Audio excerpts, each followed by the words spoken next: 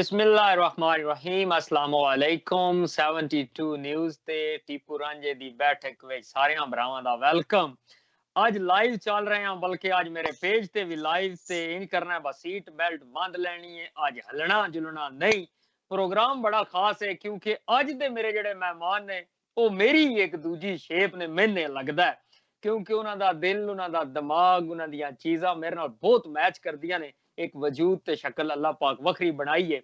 बहुत अच्छे रिसर्चर ने, जनाब ओ मुसन्नफ भी ने, राइटर भी ने, स्ट्रीट पेंटर दे नाम तो भी बड़े मशहूर ने, उस तो बाद लेक्चरर भी ने और माशाल्लाह बड़े हर दिल अजीज मेरे कोलीग, मेरे सीनियर कायदे आजम यूनिवर्सिटी में मेरे भाई जनाब सज्जाद हैदर साहब। सर अस्सलाम वालेकुम। वालेकुम सलाम राजा साहब, बहुत शुक्रिया। की हाल ने? ठीक हो? ते टीपू राजे दी बैठक चो वेलकम जनाब। थैंक यू सर, बहुत शुक्रिया। सर जी ਤੁਹਾਡੇ ਅੱਗੇ ਪਹਿਲਾ ਸਵਾਲ ਕਰਨੇ ਤੋਂ ਪਹਿਲਾਂ ਤੁਹਾਡਾ ਇਲਾਕਾ ਪੁੱਛਣੇ ਤੋਂ ਪਹਿਲਾਂ 10 ਲਾਂਬਾ ਮੇਰੀ ਇੱਕ ਬੜੀ ਵੀਡੀਓ ਮਸ਼ਹੂਰ ਹੋਈ ਟਰੈਕਟਰ ਵਾਲੀ, ਬੜੀ ਵਾਇਰਲ ਹੋਈ ਪੂਰੀ ਦੁਨੀਆ ਤੇ। ਉਹ ਮੈਂ ਆਪਣੇ ਆਈਡੀਆਸ ਨੂੰ ਦੱਸਾਂ, ਜਹਾਂ ਤੱਕ ਮੈਂ ਟਰੈਕਟਰ ਦਾ ਸ਼ੌਕ ਆਈ ਅਸਲ ਉਹ ਤੁਹਾਡੀ ਰਾਈਟਿੰਗ ਆਈ, ਉਸ ਇੰਸਪੀਰੇਸ਼ਨ ਤੋਂ ਲੈ ਕੇ ਤੇ ਅੱਜ ਮੈਂ ਦੱਸਣਾ ਚਾਹਨਾ ਬਾਓ ਮੈਂ ਵੀਡੀਓ ਬਣਾਈ। ਤੇ ਸਰ ਜੀ ਇਹ ਹਰ ਵੇਲੇ ਕਦੀ ਗੋਂਗਲੂ ਤੇ ਲਿਖਣਾ, ਕਦੀ ਟਰੈਕਟਰ ਤੇ, ਕਦੀ ਬੜੋਲੇ ਤੇ, ਕਦੀ ਮੱਟੀ ਤੇ, ਕਦੀ ਟਰਾਂਸਫਾਰਮਰ, ਕਦੀ ਤੀਲੀਆਂ ਵਾਲੀ ਡੱਬੀ। ਇਹ ਸਰ ਜੀ अच्छे अच्छे कांसेप्ट ते सारे जेड़े तुसी भी आज जुड़े हो अपनी मट्टी नाल, जरा मैं दसो इलाका अपना केड़ा, मेरे आइडिया सुनो, कित्थों बिलोंग करदे हो?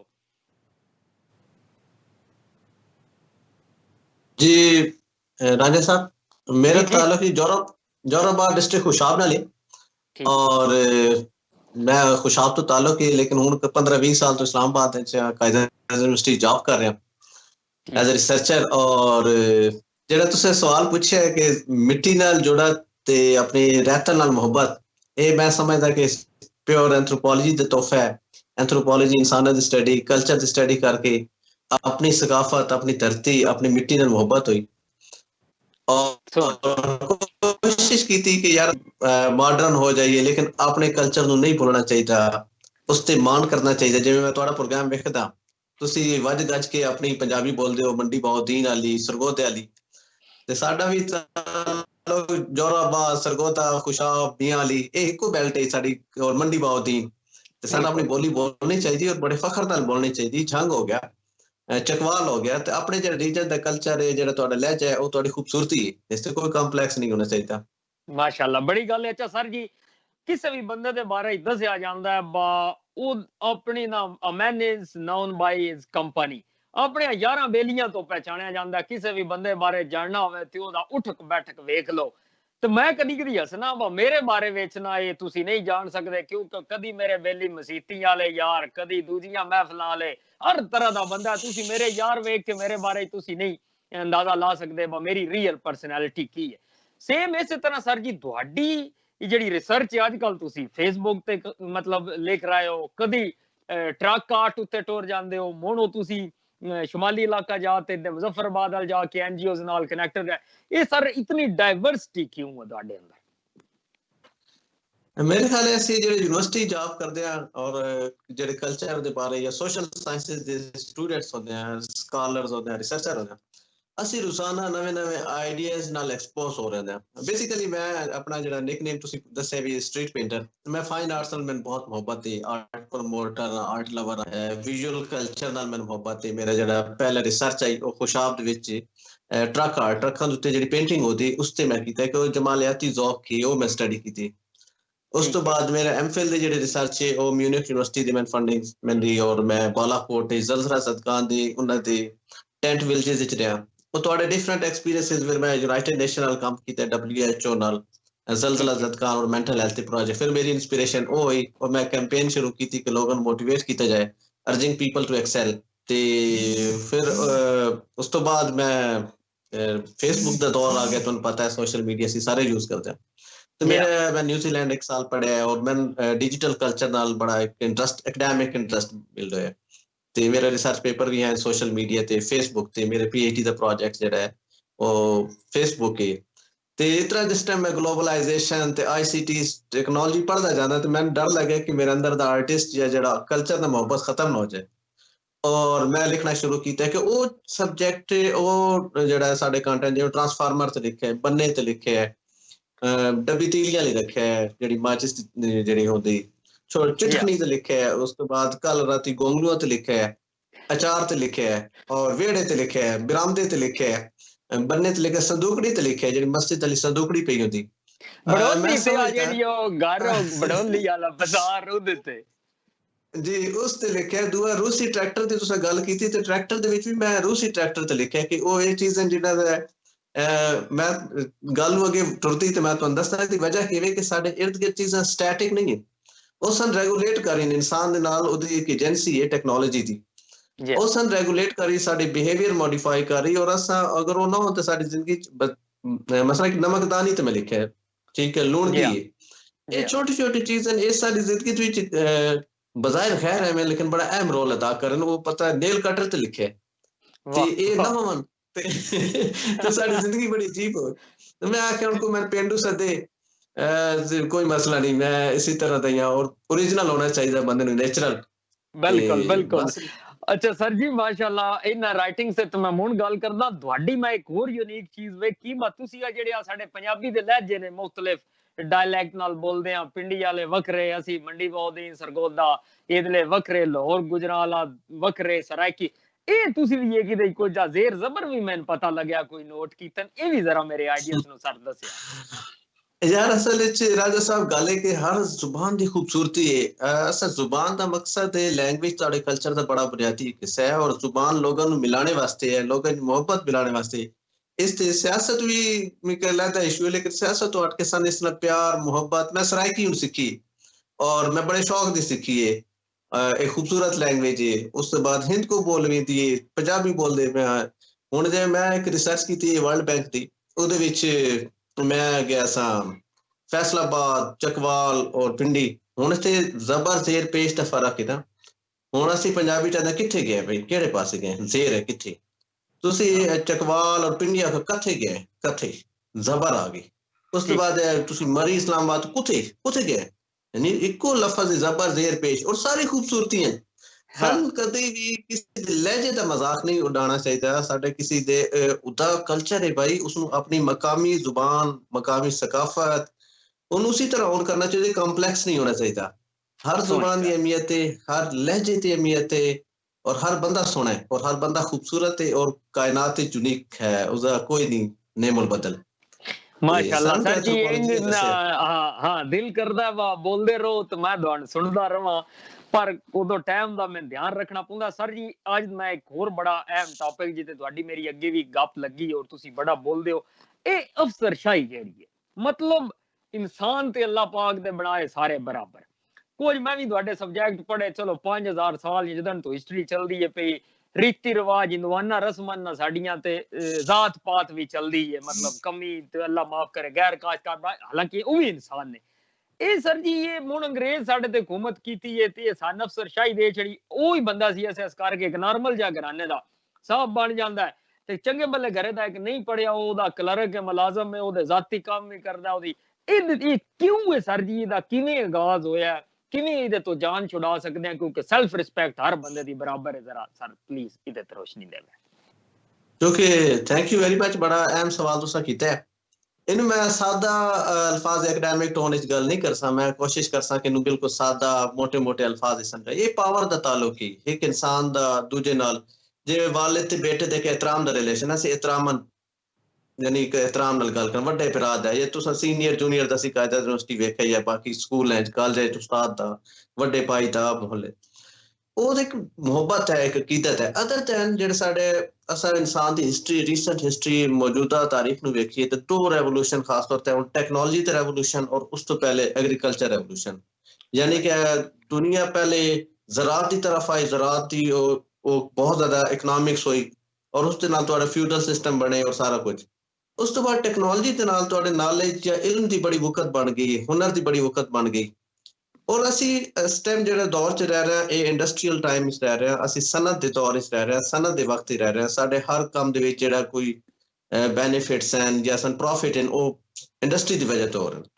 ਹੁਣ ਰਹੀ ਗੱਲ ਹੈ ਕਿ ਅਸੀਂ ਪਾਕਿਸਤਾਨ ਦੀ ਹਿਸਟਰੀ ਵੇਖੀਏ, ਇੰਡੋ ਪਾਕਿਸਤਾਨ ਦੀ ਸਬ ਕੰਟੀਨੈਂਟ ਦੀ, ਬੇਸਿਕਲੀ ਤਾਂ ਅਸੀਂ ਸਾਰੇ ਸਾਊਥ ਏਸ਼ੀਆ ਨਾ, ਜਨੂਬੀ ਏਸ਼ੀਆ ਤੇ ਹੈ, ਕਿਉਂਕਿ ਕਲਚਰਲ ਰੀਜਨ ਸਾਡਾ ਸਾਊਥ ਏਸ਼ੀਆ ਹੈ। ਤੁਹਾਨੂੰ ਮਿਡਲ ਈਸਟ ਦੇ ਲੋਕ ਇੱਕੋ ਜਿਹੇ ਓਵਰਆਲ ਨਸਲ ਉਸ ਰੀਜਨ ਦੇ, ਸਾਊਥ ਏਸ਼ੀਆ ਦੇ ਇੱਕੋ ਜਿਹੇ ਨਜ਼ਰ ਆਸਨ, ਪੈਸੀਫਿਕ ਏਸ਼ੀਆ ਦੇ ਇੱਕੋ ਜਿਹੇ ਨਜ਼ਰ ਆਸਨ, ਨਾਰਥ ਅਮਰੀਕਾ ਦੇ, ਲੈਟਿਨ ਅਮਰੀਕਾ ਦੇ, ਦੁਨੀਆ ਦੇ ਵੱਡੇ ਵੱਡੇ ਰੀਜਨ, ਸਕੈਂਡੀਨੇਵੀਅਨ ਦੇ ਤੁਸੀਂ ਵੇਖ ਲਓ ਉੱਥੇ, ਤੇ ਉਹਨਾਂ ਦੇ ਕਲਚਰ ਮਿਲਦੇ ਜੁਲਦੇ ਨੇ, ਉਹਨਾਂ ਦੀ ਜ਼ੁਬਾਨਾਂ ਮਿਲਦੀ ਜੁਲਦੀਆਂ ਨੇ, ਉਹਨਾਂ ਦੀ ਫੈਮਿਲੀ ਕੋਈ। ਤੇ ਜਿਹੜਾ ਸਾਡਾ ਰੀਜਨ ਹੈ ਇਹਦੇ ਵਿੱਚ ਤੁਸੀਂ ਵੇਖੋ ਕਿ ਅੰਗਰੇਜ਼ ਦੇ ਦੌਰ ਤੇ ਖਾਸ ਤੌਰ ਤੇ ਕਾਲੋਨੀ ਅੰਗਰੇਜ਼ੀ ਕਾਲੋਨਾਈਜੇਸ਼ਨ, ਇਹ ਉਹ ਲੈਗੇਸੀ ਹੈ, ਉਹ ਇੱਕ ਜਿਹੜਾ ਸਾਡਾ ਸਿਲਸਿਲਾ ਚੱਲਦਾ ਆਉਂਦਾ ਪਿਆ ਕਿ ਅੰਗਰੇਜ਼ ਨੇ ਇੱਥੇ ਜਿਹੜਾ ਇਨਸਾਨਾਂ ਨੂੰ ਕੰਟਰੋਲ ਕਰਨਾ ਸੀ ਜਾਂ ਇਨਸਾਨਾਂ ਨੂੰ ਹੈਂਡਲ ਕਰਨਾ ਸੀ, ਉਹਨੂੰ ਸਿਰਫ ਰਿਸੋਰਸਿਸ ਨਾਲ ਗਰਜ਼ ਸੀ, ਲੋਕਾਂ ਦੀ ਜ਼ਿਹਨੀ ਸ਼ਊਰੀ ਤਰੱਕੀ ਨਾਲ ਕੋਈ ਗਰਜ਼ ਨਹੀਂ ਸੀ। ਤੁਹਾਡਾ ਤਾਲੀਮੀ ਸਿਲਸਿਲਾ ਵੇਖ ਲਓ, ਤੁਹਾਡੇ ਸਕੂਲਾਂ ਤੇ ਕਾਲਜ ਤੇ ਅਲੀਟ ਕਲਾਸਾਂ ਬਣੀਆਂ ਨੇ, ਵੱਡੀ ਕਲਾਸ ਅਮੀਰਾਂ ਵਾਸਤੇ ਹੋਰ ਸਕੂਲ ਹਨ, ਗਰੀਬਾਂ ਵਾਸਤੇ ਹੋਰ ਸਕੂਲ ਹਨ, ਉਸ ਤੋਂ ਯਾਨੀ ਕਿ ਤੁਹਾਨੂੰ ਫਰਕ ਹੀ ਨਜ਼ਰ ਆ ਸਨ। ਉਸ ਤੋਂ ਬਾਅਦ ਜਿਹੜਾ ਤੁਹਾਡਾ CSS ਕਲਾਸ ਬਣਦੀ ਹੈ, ਉਸ ਬਿਊਰੋਕ੍ਰੇਸੀ ਹੈ, ਜਿਹੜੇ ਮੁਖਤਲਿਫ ਸਿਲਸਿਲੇ ਉਹਨਾਂ ਸੋਸਾਇਟੀ ਨੂੰ ਕੰਟਰੋਲ ਕਰਨਾ ਹੈ, ਠੀਕ ਹੈ। ਇਹ ਸਾਰੇ ਪਾਵਰ ਰਿਲੇਸ਼ਨ ਨੇ ਇੱਕ ਇਨਸਾਨ ਦੀ। ਔਰ ਤੁਸੀਂ ਵੇਖੋ ਸਾਡੇ ਤੇ ਛੋਟਾ ਬੱਚਾ ਹੁੰਦਾ ਸਕੂਲ ਵਿੱਚ, ਵੱਡਾ ਹੋ ਕੇ ਅਫਸਰ ਬਣ ਸਕ, ਬਈ ਅਫਸਰ ਕੀ ਵੀ, ਬਈ ਮੈਂ ਹੁਕਮ ਚਲਾਸਾਂ, ਠੀਕ ਹੈ, ਮੈਂ ਮੇਰੀ ਗੱਲ ਮੰਨਸਾਂ। ਤੁਸੀਂ ਅਸੀਂ ਟੋਰ ਟੱਪਾ ਵੇਖਦੇ ਹਾਂ ਕਿ ਯਾਰ ਬੜੇ ਟੋਰ ਵਾਲੀ ਜਾਬ, ਇਹ ਟੋਰ ਕਿਸ ਹੈ, ਇਹ ਸਾਡੀ ਨਫਸਿਆਤ ਚ असर कि यार शो वाली जॉब है, यानी बड़ा टेक है, ये टेक का टोर एकेशन ये साडी नफसियाती जरूरियात हैं। तनख्वाह तो थोड़ी दी, लेकिन यार बड़े बंदे दी बड़ी गल है यार। मैं गया तो नौकर दरवाजा खोलिया, वो गया दफ्तर गड्डी का दरवाजा खोलिया, ਉਹਦਾ बैग नप लिया, ਉਸ ਤੋਂ ਬਾਅਦ ਚਾਹ ਬਣਾ ਕੇ ਦੇਣੇ ਪੈਣ, ਜੀ ਸਰ ਇਹ ਸਰ ਦਾ ਕਨਸੈਪਟ ਕੀ ਉਹ ਪਿੱਛੇ ਸਾਡੇ ਉਹੀ ਨਫਸਿਆਤ ਹੈ ਨਾ ਹੁਕਮਰਾਨੀ ਦੀ।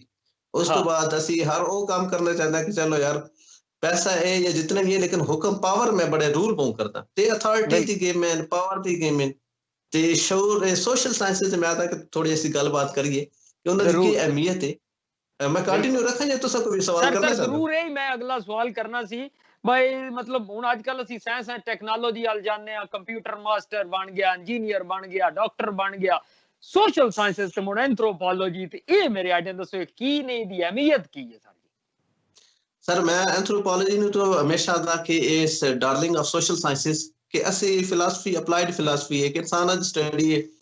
ਅਸੀਂ ਬੇਸਿਕਲੀ ਪੂਰੇ ਜਿਹੜਾ ਲੋਕਾਂ ਨੂੰ ਕਿਸੇ ਵੀ ਬਤੌਰ ਇਨਸਾਨ ਵੇਖਦੇ ਹਾਂ ਕਿ ਸਭ ਤੋਂ ਪਹਿਲੇ ਅਸੀਂ ਇਨਸਾਨ ਹਾਂ, ਔਰ ਇਨਸਾਨਾਂ ਦੀ ਮੋਰ ਔਰ ਲੈਸ ਬੇਸਿਕ ਨੀਡਸ ਇੱਕੋ ਹਨ।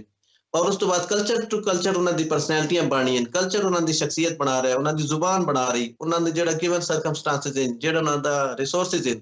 एग्रीकल्चर मुआशरे की होर होएगी, फ्यूडल कल्चर की होर होएगी, जिथे टेक्नोलॉजी ज्यादा होएगी उत्थे पावर का रिलेशन होर होएगा। ये सारी चीज़ें हैं जो एंथ्रोपोलॉजी सन सिखाते हैं। और मैं समझदा कि जिवें दुनिया बदल गई, और मैं खास तौर पर इंटरनेशनल ऑडियंस जिहड़े हैं उन्हां नूं और खास तौर पर पाकिस्तानी जिहड़े व्यूअर्स हैं उन्हां नूं मैं रिक्वेस्ट करना चाहांगा कि अपने बच्चों नूं, फैमिलीज़ नूं सोशल साइंस जरूर पढ़ाओ, एंथ्रोपोलॉजी के बारे जरूर इंट्रोडक्शन दो कि इंसान की भी ये बड़ी खूबसूरत चीज़ है। ये तो मेरे ख्याल बेसिक सन है कि सन बच्चों कल्चरल डाइवर्सिटी ने एक्सेप्ट करना चाहिए सन, जिस तरह रेशल डिफरेंसेस हैं, इंसान के मुख्तलिफ रंग, काला है, चिट्टा है, उस तो बाद जो येलो रेस है, इस असि सारे की रेस। और मजे की गल मैं क्विकली दसा कि ऐसी काला चिट्टे के जिहड़े चक्कर पे फर्क है, ये भी पीछे पूरी नफसियात है, कुछ पीछे इसकी पूरी हिस्ट्री है जी। तो असि सब तो पहले बच्चे ने समझाना कि यार वी आर ह्यूमंस और वी ऑल आर फ्रेंड्स, ਅਸੀਂ ਸਾਰੇ ਦੋਸਤ ਹਾਂ, ਅਸੀਂ ਸਾਰੇ ਇਨਸਾਨ ਹਾਂ। इंसान दोस्ती का सबक बहुत जरूरी है और सोशल साइंसेस सारी ये देने दर्ज। और किसी मुआशरे की तरक्की वास्ते साइंस एंड टेक्नोलॉजी जितनी जरूरी उतनी तमाम सोशल साइंसेस जरूरी हैं। इकनॉमिक्स है, सोशियोलॉजी है, साइकोलॉजी है, हिस्ट्री है, एंथ्रोपोलॉजी है, ये जरूर एक्सपोज करना चाहिए। और मेरे ख्याल पाकिस्तान की तरक्की वास्ते सोशल साइंसेस की प्रमोशन बहुत ज़्यादा जरूरी है। फनूनी लतीफ़ा की बहुत ज़्यादा ज़रूरत है, फाइन आर्ट्स की बहुत ज़्यादा ज़रूरत है। सन मुल्क सॉफ्ट पावर है, मुसाविर होने चाहिए साडे मुल्क मौसीकार शायर, इन्होंने इज्जत देनी चाहिए ताकि ये खुल के काम करना तुहाडे और स्पोर्ट्समैन होने ने, ताकि तुहाडे मुल्क की सॉफ्ट पावर नूं इमेज नूं इंटरनेशनल कम्युनिटी बैटर करन। ठीक है बहुत जरूरी चीज़ जी। हां सजाद भाई, यही मैं अगे भी गल करदा बा, एट दी एंड तुसी एक साइंटिस्ट बन जाओ, तुसी एक अच्छे इंजीनियर बन जाओ, डॉक्टर बन जाओ, खला ते टुर जाओ, जो दिल है कर लो, ਤੁਹਾਡਾ ਵਾਸਤਾ ਤੇ ਸੋਸਾਇਟੀ ਨਾਲ ਹੀ ਹੈ ਨਾ। ਸੋਸ਼ਲ ਸਾਇੰਸ ਤੋਂ ਤੇ ਤੁਸੀਂ ਦੂਰ ਹੋ ਸਕਦੇ ਹੀ ਨਹੀਂ ਨਾ। ਰਸਮ ਰਿਵਾਜ, ਰੀਤੀ, ਜ਼ਬਾਨ, ਕਲਚਰ ਇਹ ਨਾਲ ਚੱਲਣਾ ਹੀ ਚੱਲਣਾ ਹੈ। ਅੱਛਾ ਸਰ ਜੀ, ਮੈਨੇ ਨਾਲ ਇੱਕ ਹੋਰ ਗੱਲ ਵੀ ਦੱਸਦੇ ਚੱਲੋ। ਬਾ ਤੁਸੀਂ ਇਤਨਾ ਮਾਸ਼ਾਅੱਲਾ ਥੋੜੀ ਜ਼ਿੰਦਗੀ ਚ ਇਤਨਾ ਕੁਝ ਅਚੀਵਮੈਂਟ ਤੁਹਾਡੀਆਂ ਨੇ, ਲੇਕਿਨ ਤੁਸੀਂ ਆਪਣੇ ਆਪ ਨੂੰ ਇੱਕ ਮਤਲਬ ਸਟਰੀਟ ਪੇਂਟਰ ਦੇ ਨਾਂ ਤੋਂ ਮਸ਼ਹੂਰ ਕੀਤਾ ਔਰ ਹਰ ਚੀਜ਼ ਸਟਰੀਟ ਪੇਂਟਰ ਦੇ ਨਾਂ ਤੋਂ ਇੱਕ ਤਖੱਲੁਸ ਰੱਖ ਲਿਆ, ਡੈਡੀਕੇਟ ਕਰਦੇ ਹੋ, ਤੁਸੀਂ ਇੱਕ ਵਿਜ਼ੂਅਲੀ ਆਰਟਿਸਟ ਹੋ।